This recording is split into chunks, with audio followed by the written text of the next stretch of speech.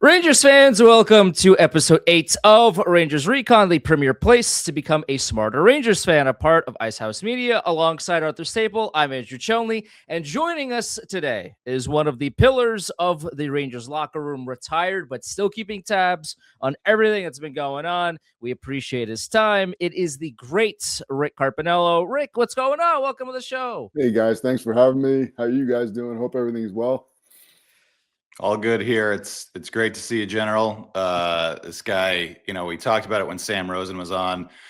We're getting all my heroes back in the day. This guy, when I was just a stupid little kid, my first few years in the Rangers locker room, he kept me out of trouble, and we've been friends ever since. Colleagues at the Athletic for a little while, which was a fun time, and now just trying to plan a golf date. A couple of old guys up here in Connecticut. So one of these days, I got out there last week for the first time in 3 years, and I kept it under 100, Carpy. So I'm ready to go. Not a boy. Under 100 is good. All right, I'm going to kick it off here. You retired before the current Chris Drury era began. Very timely of you. But you keep an eye on everything, and you know lots of people around the Garden. So what do you make of the last 5 years, and just from what you've heard and what you've seen, and what of it?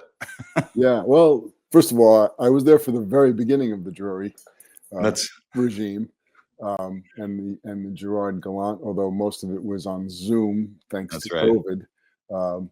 But yeah, here was a team that had relative success, right? I mean, they did win a President's Trophy. They did go to 2 conference finals, but they did it based on a goaltender who was superbly elite, and they did it based on special teams that were top of the league, just top notch. Okay, so now you take away that special teams thing, and a team that was not very good 5-on-5.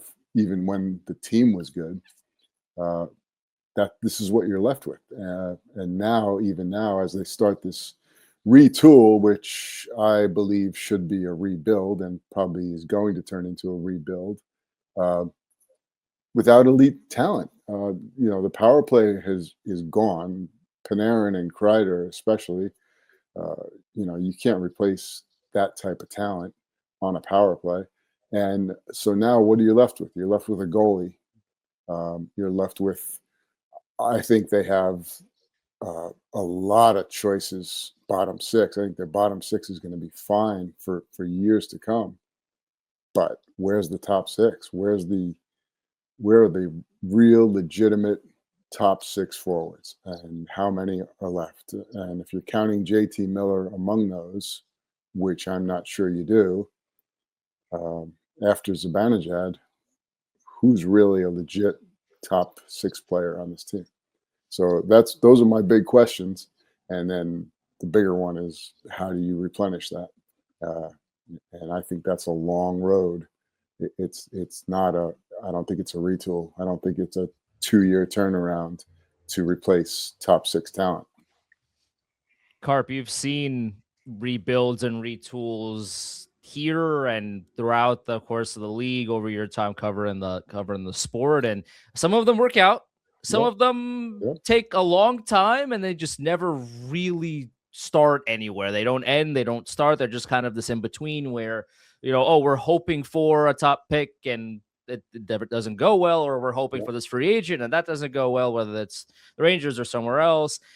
The dangers of thinking that you're okay in this league are pretty perilous, especially when it comes to the Rangers now, where they think they're okay. But I don't know. I'm not so sure about that. Yeah. How have you, from your time covering the league, you've seen organizations do this before? Are you, I don't want to say afraid, but are you worried that the Rangers are down the same path where they're 1 foot in, 1 foot out? Yeah, that's a big problem, right? And the owner is not going to be, both feet out. So that's a really good way to put it, is 1 foot in, 1 foot out. They're not there. And I think it's frightening that they use the word retool, because that says to me that they do think they're close. They're not. And teams around them are getting better. I mean, you talk about rebuilds, and Buffalo had one that only lasted about 3 centuries, right? and they're finally good now. They don't have palm trees though, Carp. I don't know. That's right. That's right. But the teams have gone through it. Detroit's still going through it. LA is trying to go through it, and these teams, they have good seasons sometimes, but are they back? I mean, Buffalo's probably a safe bet that they're back. Detroit's not back yet. LA's not back yet. Other teams that have gone through this, Pittsburgh is never going to give up on their big three, so that their time's coming. I mean, they're going to be a massive rehaul.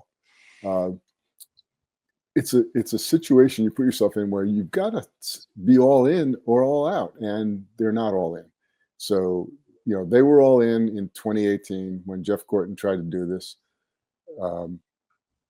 Gorton had some really bad luck, and frankly, a lot of his home run swings didn't work out great. You had to take the home run swing. You have to do the big deals like the McDonough Miller deal for all the prospects in the draft capital, and then you've got to make the draft capital and the prospects work out. And unfortunately, that did not.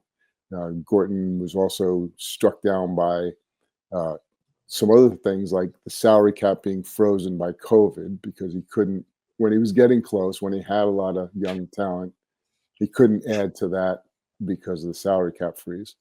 And then he had the bad luck of winning the lottery 2 years in a row and getting two guys who obviously are not stars, in Kako and Lafreniere. Lafreniere may turn out to be a good player. I think Kako still has a chance to be a good player, but that was really bad luck when you look at some of the star players that other teams have gotten when they win the lottery. So anyway, that team was all in. They did it the right way. It didn't really work out great, but they did it the right way. And I'm not sure that this is the right way.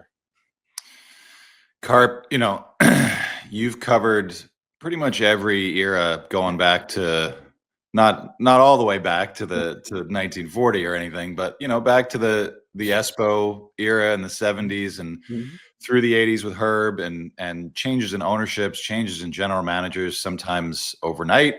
When you look back now, what was the best era? And really even, that's from a fan standpoint, but also from a coverage standpoint, what was the most fun era of Rangers hockey in the last 40 years to be in the room and be around the guys?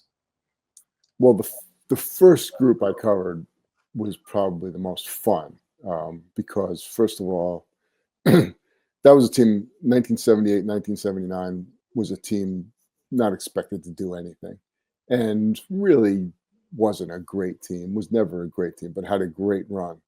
And characters like you couldn't even make up with, Duguay and Greshner and the Maloney brothers and JD, just fun guys to be around. And they had a tremendous run. But best of all of that, what makes that one really special was the access we had to the players as writers back then. And they used to practice at Rye Playland, and I could go in the players' entrance. I could park in the players' parking lot, go in the back door, hang out in the locker room and drink coffee with the trainers during practice. And then I could stay in the locker room for as many hours as I wanted after the practice rather. And the guys would stick around, and a lot of them would still have their practice jerseys on, and they'd have a beer or a sandwich or something, and we'd sit around and talk, and some of them would bum cigarettes off me. It was just a different time. And, nowadays the access is so limited. Not just to the general manager and to the front office, but to, you don't get to know any of the assistant coaches anymore. You don't get to know, you don't get any really one-on-one time with the players to speak of. I mean, there's probably 20 minutes, 25 minutes after practice that you get to walk around the locker room and schmooze with the guys, but there's none of that other relationship bonding that we had back then. So that was the most fun. I think, obviously the Cup in '94 was super special because of the people that were involved.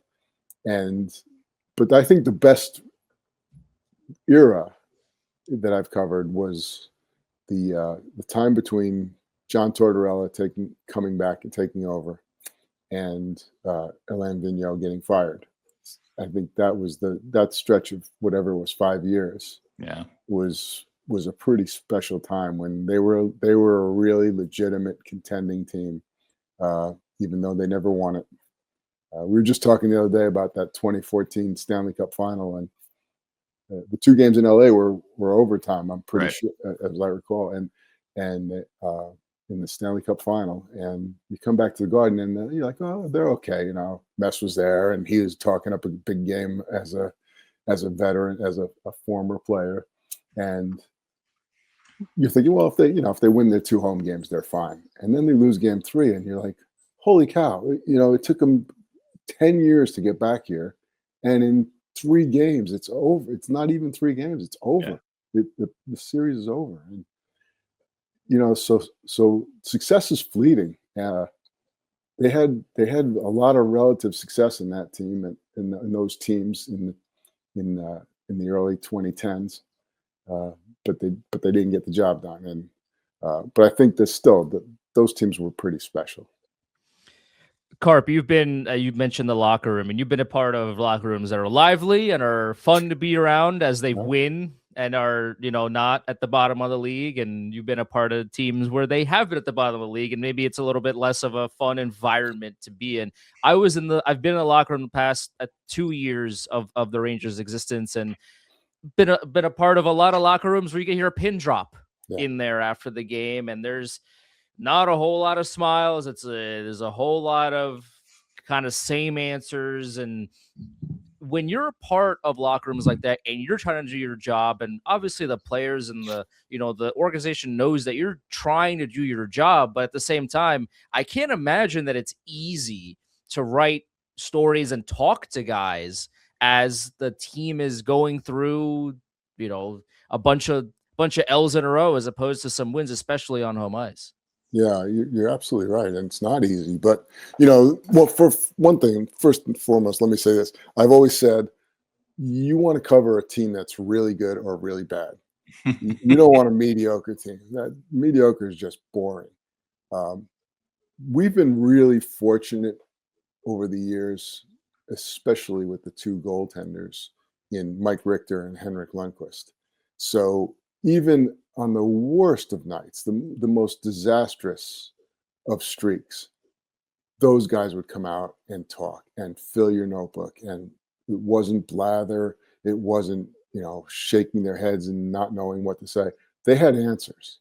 And especially Henrik, he's a guy who just absolutely got it. He understood New York. He understood the Rangers' history. He understood all of that stuff and got it right off the bat. But he was a guy who, and Messier too, you know, certainly not going like that, they could make your story because they were so good and so willing. Like, how often do you see Shesterkin interviewed these days? Now, I know his English is not great, but he's never available. You know, what is it, 10 times a year he's available? That's the way it seems from what I'm watching on television anyway. You just don't appreciate guys like Lundqvist and Richter until you get to situations like the current one. Those guys were so great, but yeah, you know, going around. I remember, Arthur, you remember Antti Ranta? I do. The backup goal, and he was such a good guy. Yeah. But like, I remember he had a really bad game. I think it was against Edmonton at the Garden. He was suicidal. I mean, and I hate to use that word lightly, but he sounded like he was really in a bad mental way, like he was almost in tears. And, you know, stuff like that is, you're like, how did these guys go through this stuff sometimes? But you know, Lundqvist was always, game after game, never a no-show, always there and always thoughtful, always had a good idea of what actually was transpiring. Would call out his team, he wouldn't call out individuals, but you knew he was the leader of that team, and he was also a guy who was making everybody accountable. On that note, Carpy, I mean, I think back to when I was when you and I first met, when I was in high school working for Stan Fischler, and Guy Lafleur was in his brief Ranger era. I think Marcel Dion had either just come and gone or was still there. The hallmark of this Rangers era that you've covered is star players, starting with the acquisition of Espo, on through Dion, Lafleur, Mess, some of the other guys they've had. You were talking about characters, you know, starting with Espo, who thankfully is still with us. And if you ever get to see him in a press box, Andrew, just stand next to him and just chat with him. He's one of the greatest talkers, funny guys of all time, and a smart guy too, even at his age. But what was that like too, being in the room? You know, you're a hockey fan, you know these guys, and you're standing next to Guy Lafleur, or you're standing next to Marcel Dion. And what did that, you know, how do you have to handle that as a reporter and as a person who's around this team, where they are always bringing in the biggest star, maybe not at the right time of his career, but they're always bringing him in. Yeah. Right. And, you know, you drop one name, Gretzky, right? Yeah. Didn't forget him, but yeah. So like you do get used to it. When Gretzky showed up, we would, during our first preseason, we would hang out and watch baseball games. He was a big baseball game fan. So it's, you know, September, October, and it's down to the wire, and he's watching the Yankees with you in a little equipment room somewhere, and you're like, holy cow, right? And I remember Frank Brown. You guys know Frank Brown, sure. Former from the Daily News, former NHL executive. He and I watched a playoff game with Scotty Bowman one time. So like, you know, you're like, holy cow. And then you listen to Scotty Bowman watch the playoff game, and you're like, he's seeing stuff that we are not seeing on this television screen, right? Like, yeah. But we're like, holy cow, they were offside. And he's got breakdowns of every player on the ice already bundled in his mind. And I remember him saying too, that hockey is the only, or sports is the only job where the worse job you do, the more vacation you get. So, but you know, yeah, you do at first, you get starstruck by these guys, obviously. And Espo was certainly one of those guys, gregarious, hilarious person. It's kind of sad that he's got an anti-Ranger feeling in him now after the way he was handled in 1989, fired. But you know, he doesn't want to do interviews anymore about anything regarding the Rangers, which is kind of sad. But if you're right, if you see him in the press box, get ready for some stories and get ready for some jokes. And all those guys, Dion, we called them the old line, the OLD, Old Grodnik, Lafleur, Dion line. And they were old, but they were something. You know, it was something special just being around those guys.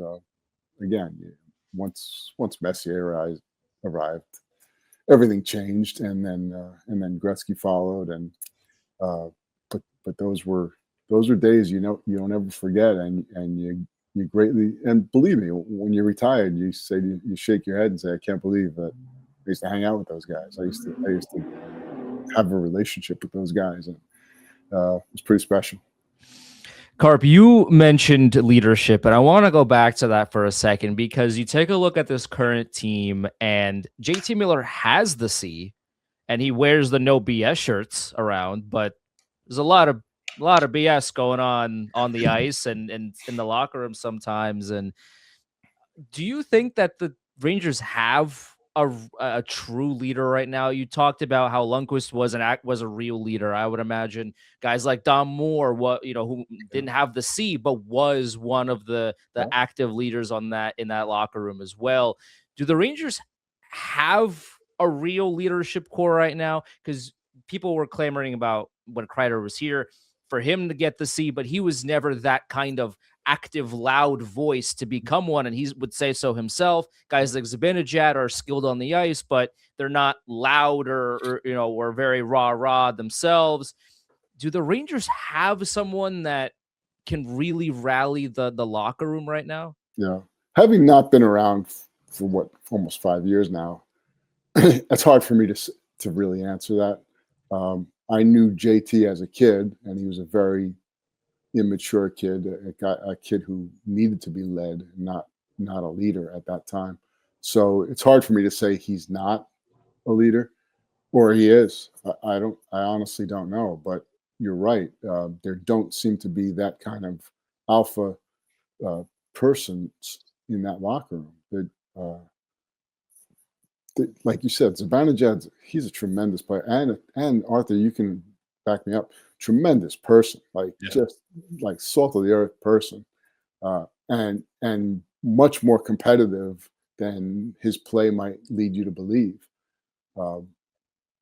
That said, he's not that alpha guy, and so I don't know that they have that. Adam Fox, tremendous player. Terribly underrated player still, I think. Some fans want him out of here, which I don't get. But he's not that alpha player.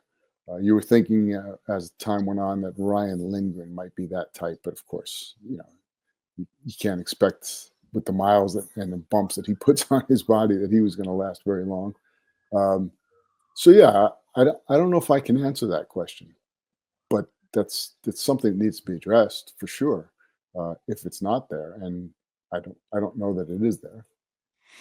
You, Carp, we talk about the access, and obviously when I was first coming up in the 90s and 2000s, the press room had an edge to it too. And the late Larry Brooks, who we both loved, at certainly maybe not all the way through, but when I was first starting out, one of my first years, Andrew, there was a showdown between Carpy and Larry in the locker room in Tampa, right in front of Mark Messier, who was enjoying every minute of it. Coined a phrase that Carpy and I share with each other a lot over text. Oh, not that. No. Dale Purinton, who was the enforcer on those early 2000s team, ducked in because he heard the shouting, saw what was going on, walked away, and just yelled out, "Enough talk, get it done." That's what you do if you're Dale Purinton. What was that like, Carp? That it was a competitive era. There were probably a lot more regular people around on the road too than there are now. What was that like, and how do you kind of you span the eras? These are the people your competitors, and this is the thing that I talk to younger reporters about a lot too. These are the people you spend the most time with. These are the people that you're closest with. You're on the road, you're going to dinner, even if you're competing for stories. These are the people you see every day, not the people that work at your outlet. So what was that like? Yeah. And Larry especially, right? Larry was, we banged heads as much as anybody. But as I said when he passed, I can guarantee you we laughed more than we argued. Yeah. There's no question about it. But the thing with Larry was that he was so good at breaking stories. He was the best. I think he was the best. I don't know about the Canadian guys with all their connections, but he was the best in the United States. No question about it. And back then, it was a newspaper world. There was no internet, obviously at the end it was, but when Larry and I were growing up in the business, it was a newspaper business. And the thing that scared the living crap out of you day after day after day was you had to get up and have the Post delivered to see what story he was kicking your ass on. Right? I mean, yeah. And then what do? You follow it up, right? You've got 24 hours. Meanwhile, he's going to the next one. You're trying to cover your tracks and tell your editor why you got beat so badly. And he's going on to the next story, and you're trying to follow up on his story today. And it was a much scarier time in terms of competition. But you're right. We see each other more than we see our families during the season. Yeah. And whether you like each other, hate each other, in between, that's fact. You have to get along. You have to try to find a way to get along and survive together as a group. And some characters passed through those hallways, man. There's like There was some, and the hallway was where we used to hang out. Remember, we That's right. outside That's the right. locker rooms. Before that was banned by Tortorella in 2000 when he came back. What is it, 2009? That locker room area was the lurk. We used to call it lurking, right? And That's right. hang out where the players work on their sticks and things, and have access to the players there. But we would be there 4 o'clock in the afternoon for a 7 o'clock game. And we'd have to get along. We'd have to find a way to make humor, to make conversation, even while we were competing. And I think the internet has really softened all that, because if you break a story and you put it up on Twitter, well, it's not your story for very long. Right. It's everybody's story then, and you don't have to suffer the overnight fright, just absolute fright of, oh no, what's going to be in the paper tomorrow? Because I know I don't have anything today. So it's an interesting life we lead, and it was more terrifying back then. Carp, we had Sam Rosen on the show a few weeks ago, as Stape mentioned earlier, and I'm sure you talked to him a bunch throughout the years, and whether it's Sam or Joe or other people in the broadcast booth, and with Sam retiring over, his career spanned multiple generations, as did yours did. I'm sure you had the opportunity to talk to him a bunch, and what are some of the maybe stories, but the moments that you had with him that really stood out to you during your time? Yeah, I mean, he was such a good guy, right? It is such a good guy. I shouldn't say was. To me, we had a really good relationship. We played a little golf together. He was just such a good guy. But what I remember most clearly is in the new bridge press box up on the bridge there. His booth was just above my seat. So I'm sitting at center ice, and Sam's just above me in a little booth with Joe. And every game after the national anthem, he'd look down at me and he'd salute to me, and we'd salute each other. And I'd be like, here we go. Right? And I could hear Sam throughout the game, which was really fun. Being out is almost like watching it on TV, but being there live on the bridge, and hearing all of his shout. Yeah, Sam would get so excited too in the press box, in the press booth. And Joe too. Joe was the salt of the earth too. But Sam was the thing about Sam was, yeah, he was a little homerish, but he was just so dedicated and such a diehard fan of not only the Rangers, but the Giants and the Yankees too. Just, you talk about somebody who loves what they did. We should all be as lucky as Sam to have loved our jobs as much as he did.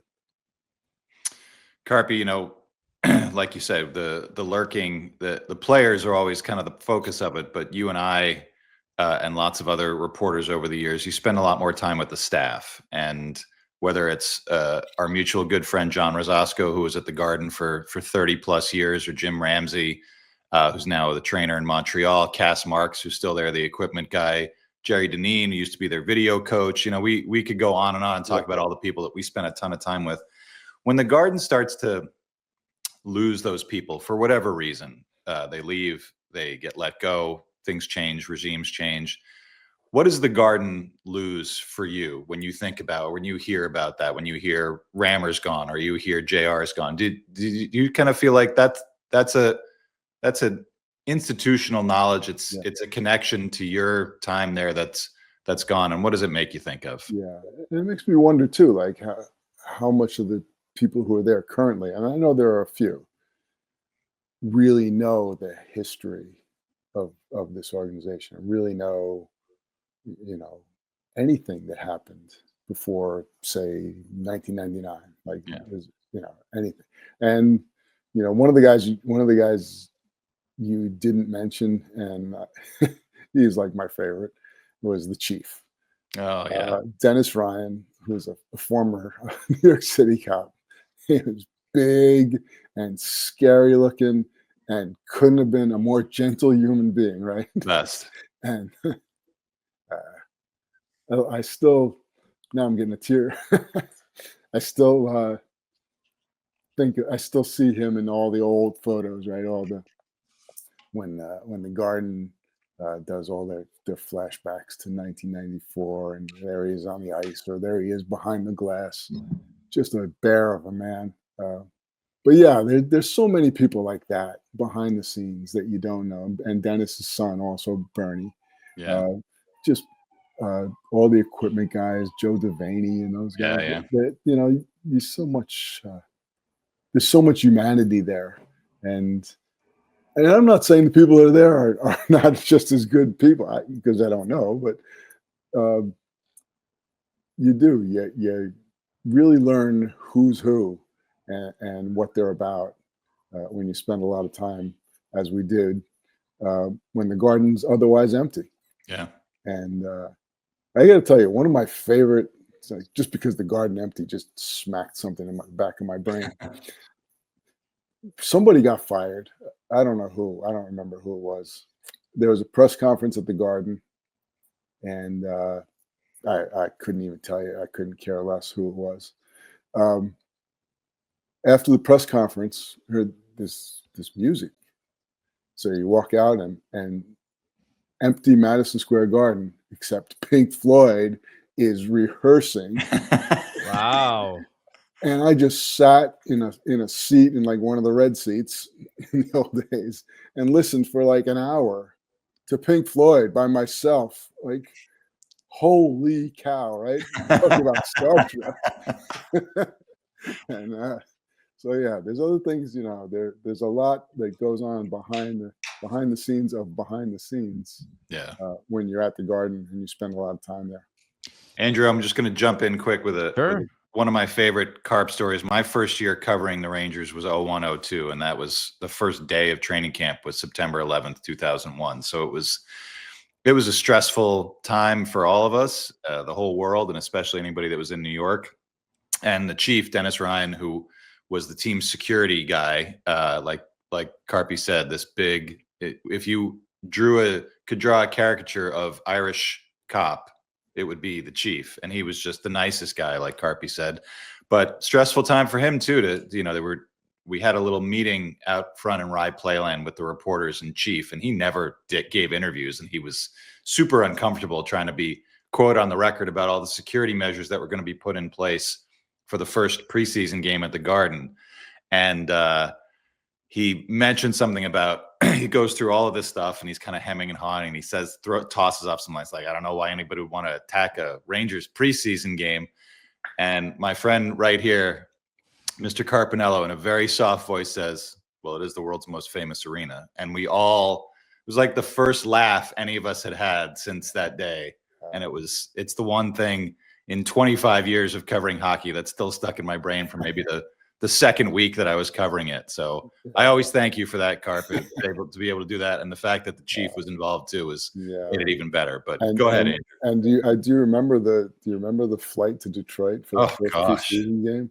So they allow us on a charter flight, which was very rare, and they were going to play Detroit in a preseason game, which was the first sporting event after 9/11. It's like 5 days later. Andrew. There were no planes in the sky, none, zero. But the Rangers got permission to fly their charter out of Westchester Airport, and of course the chief's aboard, and I just remember that plane banking over New York City, man, and seeing the smoke and still seeing flames. Yep. And wow. Yeah, it was awful. And then we all went around and interviewed people in Detroit about there being a game, and they were all super excited about it. And we all got really pissed off because we were like, don't you know what just happened? We're all we're all shocked, and you guys just want to see a friggin' hockey game. But they cheered the Rangers, remember? And they did cheer the Rangers. That was kind of a signal too. That was a wild season. Well, Andrea, go ahead, ask him something else, and then we'll talk about. Well, I wanted to piggyback off of that, because my follow up to that would be: so how did you kind of juggle that, obviously that story, and then also, hey, we're hockey writers about a hockey team covering hockey. Like, how do you do both at the same time when your job is to only do one of those things? Yeah, it was a day that, you know, obviously you'll never, ever, ever, ever come close to forgetting. But hockey just disappeared. Like as soon as we realized what caused that first fire in the building, and then the second one, hockey just disappeared. It didn't matter. Hockey, you know, what mattered to me that day was how am I getting home, and how am I going to contact my wife and people who knew me to tell them I'm okay. Cell phones were out that day. As soon as the towers were hit, nobody's cell phone worked, and there were payphones throughout the city, and the lines were 50 to 100 deep to get to the payphone. So, you know, at that point, you're survival mode and get home mode, and hockey didn't even matter, and it didn't matter for several days, if not weeks. We did go to the rink once they resumed practicing, and everything was about what we were experiencing as a country and as a world, and not about the Rangers. Who cared about the Rangers, right? Who cared about anything at that time? Yeah. And so it really wasn't juggling until several weeks later, you know, when they actually started playing games that counted. Nobody cared if Eric Lindros had a sore knee or Theo Fleury was doing this, or it didn't matter. And I'm sure that I've never been through a time where it didn't matter, right? Every line change now matters. Who's playing left wing on the third line? That's really important stuff, right? And it is in our little world, and you know, the world that employs us. It matters, but right then and there, man, it could not have mattered less. Nobody cared, and we didn't know if there was even going to be a season, right, Arthur? We didn't even know. Will they ever come back again? Will we ever come back again? Will there ever be sports again? Who cared? Nobody cared. Amazing. Yeah.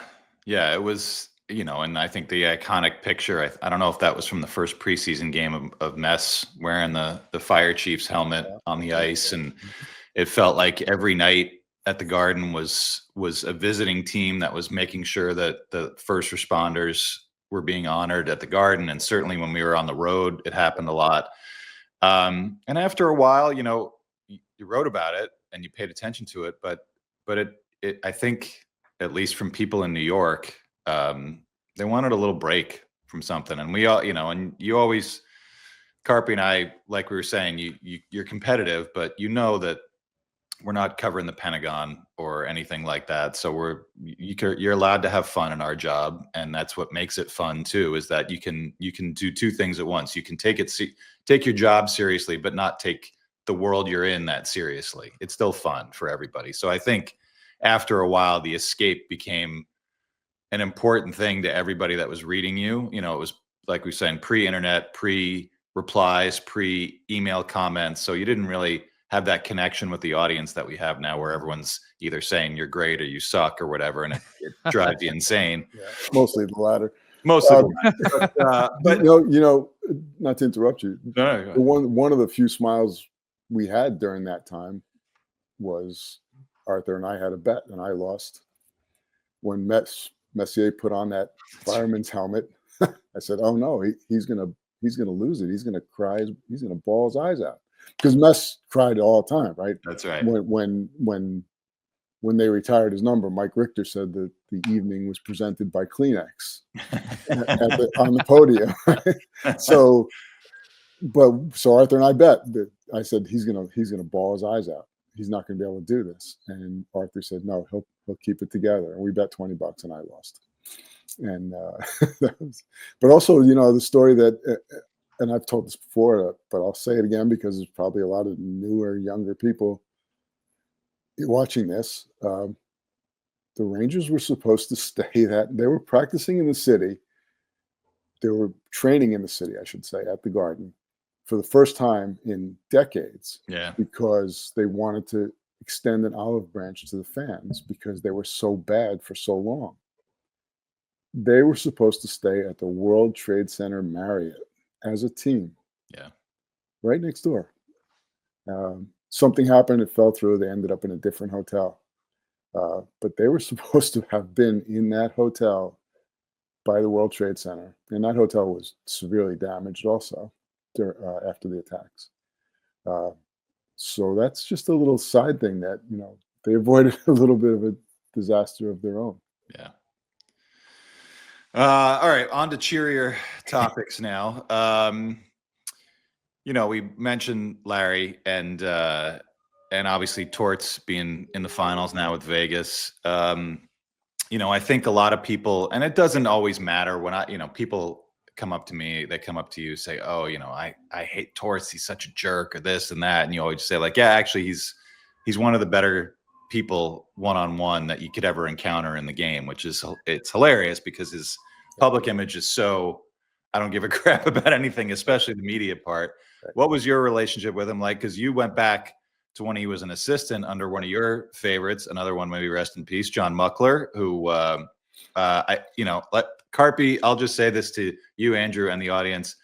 Carpy doesn't dislike many people, but he and John Muckler, that might have been the most hate relationship I've ever seen between reporter and coach. And I was only there for a couple weeks of it. But what was your relationship like with Torts and just kind of in general working with, we talked about the big personalities of the players, but we had Muckler who won a bunch of cups. We had Glenn Sather, who was a true character. Neil Smith was a character. What was that like? Because those guys are more our peers really than the players. Yeah. You're right. We spend a lot, especially as time went on, we spent more time with the executives and the coaches, the head coaches, not the assistants so much. But I did get to know Torts a little bit when he was an assistant coach, and he was a really friendly guy. You'd see him going to the coffee machine and whatnot after practice and chat a little bit.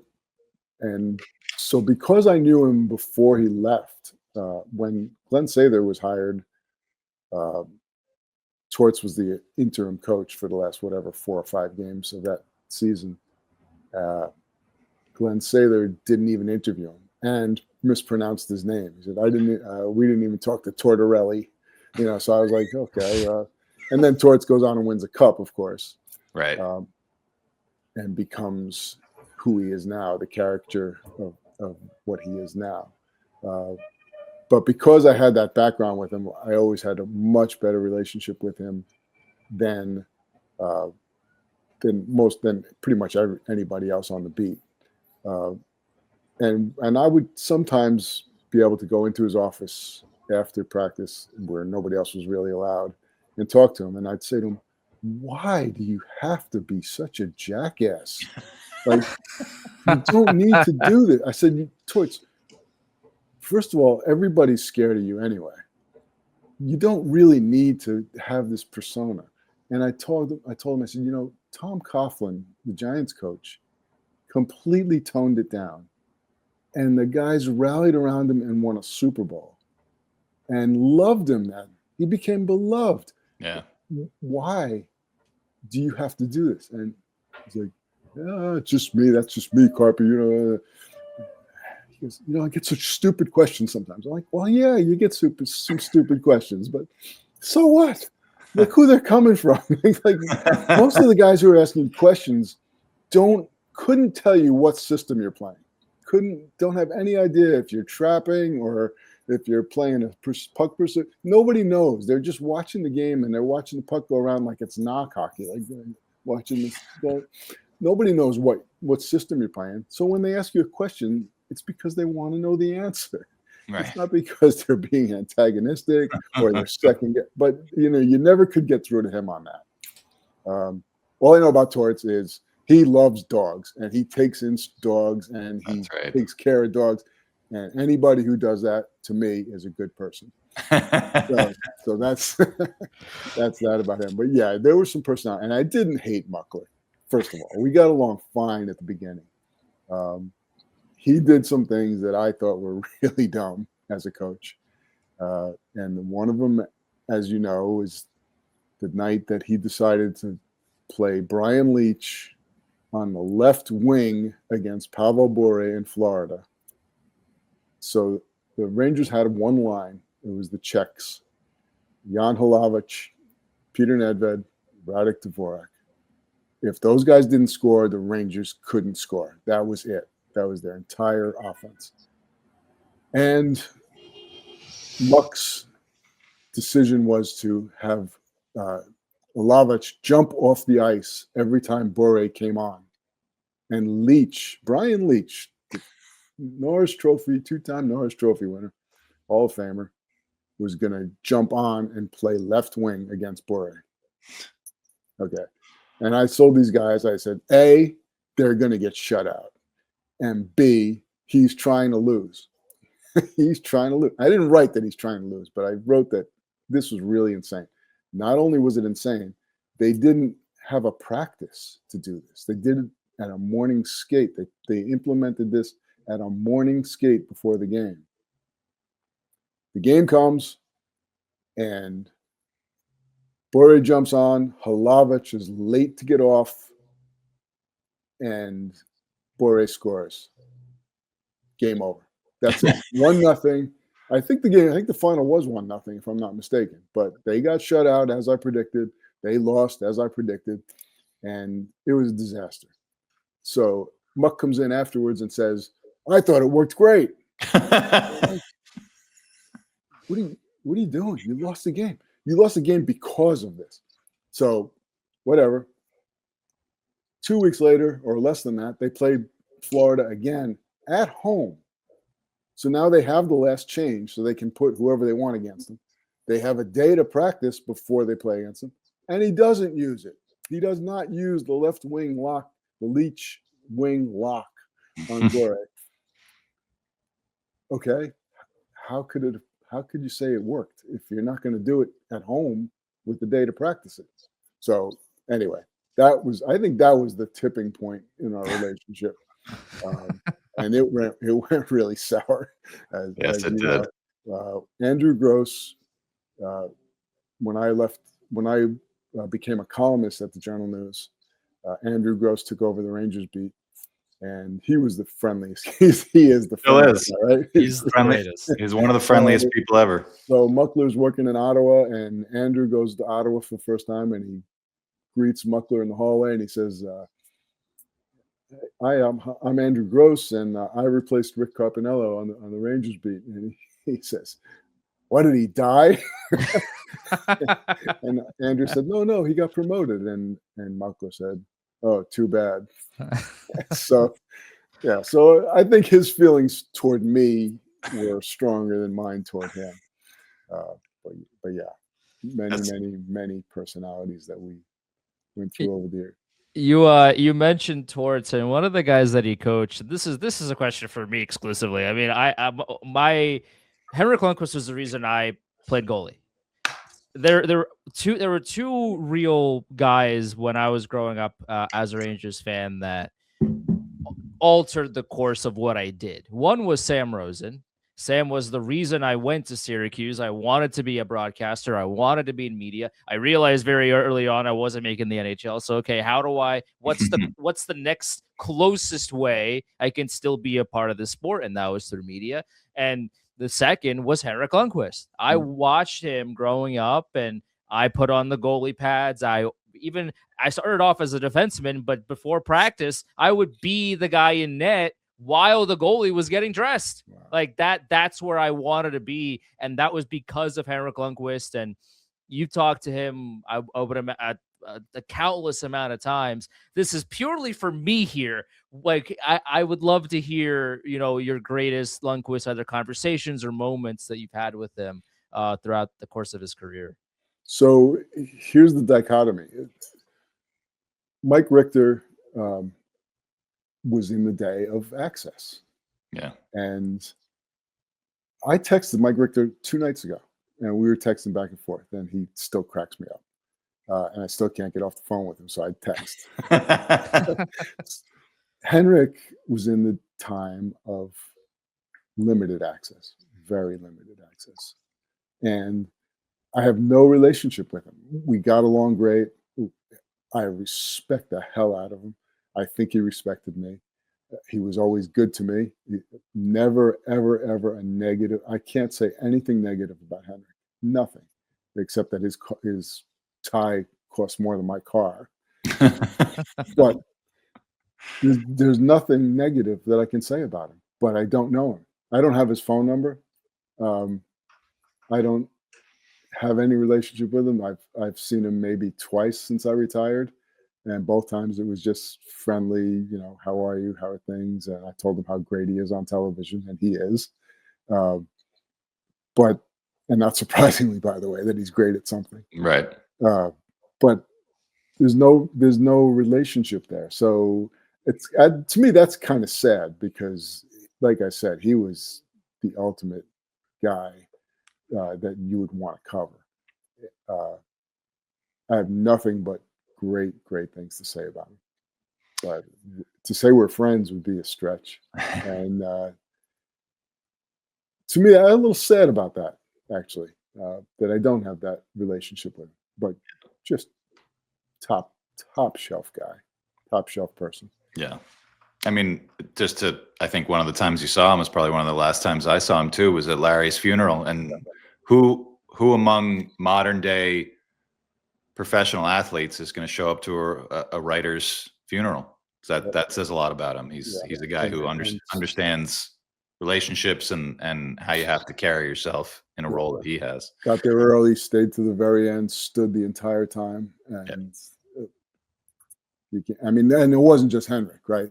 It was Billy Guerin and Chris Drury and Lou Lamoriello was there were a lot of people and people you'd expect to be there in that case. But Henrik made sure he was there. Yeah. And credit to him.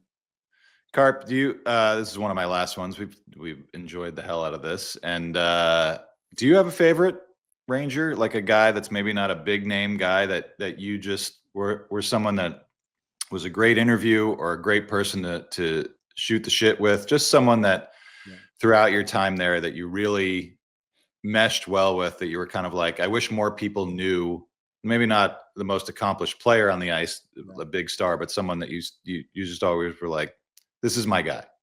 Yeah, there's so many. There's so many of them. Adam Graves is my favorite player of all time, just because of the person that he's the best person I know, including you, Arthur. He's better than you. And I'm willing to take a back seat to Adam Graves. He's better than my grandmother was. He's better than anybody I ever met. And he played the game the way you want the game played: hard, tough, fast. Rip my face open and get 85 stitches and come back the next shift. Just about pure salt of the earth. Best guy, came from an unbelievable family. But there were so many guys, go back to Andre Dory, guys you wouldn't even remember were on the team. Steve Baker, Steve Richmond, guys like that.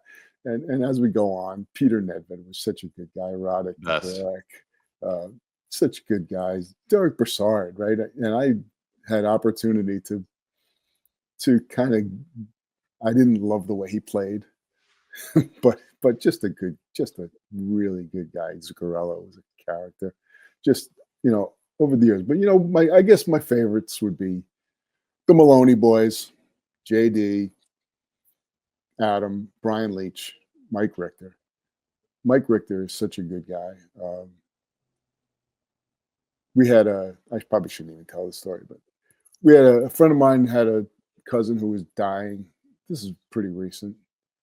And he said he's a big Ranger fan. Is there anything you can do? Anything you can get him to just cheer him up? And I was like, oh, I'm not really in touch with the Rangers anymore.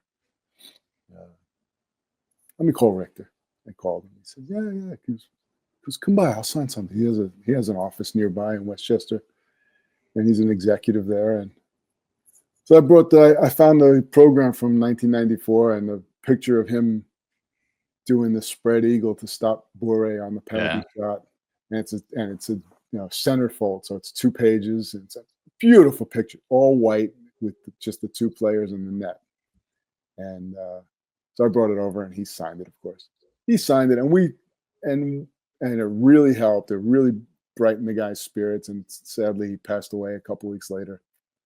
But Mike, I couldn't get out. I couldn't get out of his office. Mike's like, we just talked and we reminisced and we laughed. And, Mike's the guy who we've talked about how much went right in '94 and how chaotic it was under Keenan and all the stuff that was swirling around that team and how many times they almost didn't accomplish 1994.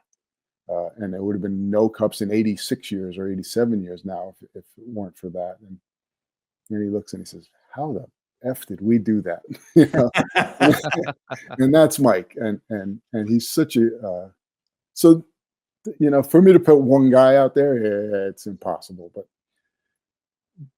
some of the guys were the bigger guys, as we note. But yeah, there were so many of the smaller, the younger guys who weren't as accomplished, who never made it or just showed up. Rudy Postchek and guys. I did lean toward the tough guys when you talk about some of the favorites, but because those guys were so tough, and you can't imagine. You sit there talking to him, you're like, this guy just took 27 consecutive punches to the face, and he's not even angry. Right? So hockey is a special sport in that way, and it's played by special people. Last one for me, Carp. Let's bring it all the way around back to the present day here. You take a look at this current team, and I would imagine you're watching just as we are, and you have your thoughts as to what the direction of the team should be versus maybe different than what it actually is. How do the New York Rangers get back to the way that they were 10, 12, 15 years ago when they were competing for cups? How much of Jim Dolan's money you think I could make if I knew how to answer that? I honestly don't know. I mean, I do know this, that getting rid of Panarin, okay, maybe it was necessary. It probably was necessary. Now you're talking about Trocheck, right? They're talking about he's probably next this summer because he's the piece that they have that they can dangle and bring something back. You're getting rid of more good players that you have to replace. Keandre Miller, right? He's having a tremendous playoff. You knew he would. But when you trade a guy like that, you have to replace him.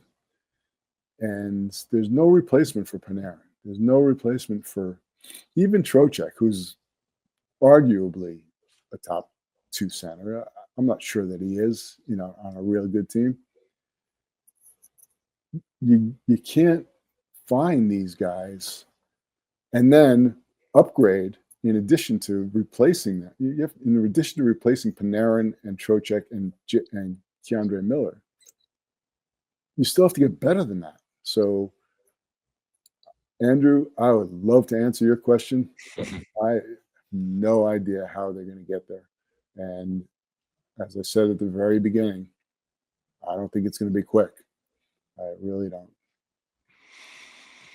Well, I got nothing left other than to say, Carpy, we've been friends for 35 years, since I was a 17-year-old showing up at the Garden press room for the first time. And you've always been my reporting hero, the way that you laughed off a lot of the dumb stuff that we saw, all the crazy stuff that we saw. Yeah. And as long as there's hockey writers going into the Hall of Fame, this guy right here should be in. So thanks, buddy. And thank you. Don't beat me too bad when we get out there on the golf course at long last. That's going to be different. We're not friends then. Hope it happens. Hope it happens soon. Yeah. And guys, thanks for having me on, Andrew. been a pleasure. Thank you so Thanks, much. buddy. Absolutely. Thank you, Carp. That's Rick Carpiniello, the legend that has been covering the Rangers for a very long time. Hey, by the way, you listening right now, thank you, by the way, for sticking around the whole time. Like this episode, subscribe for a lot more. Comment below. Maybe you have a Carp memory that you'd like to share. We'd love to read it. And we'll talk to you again next Monday.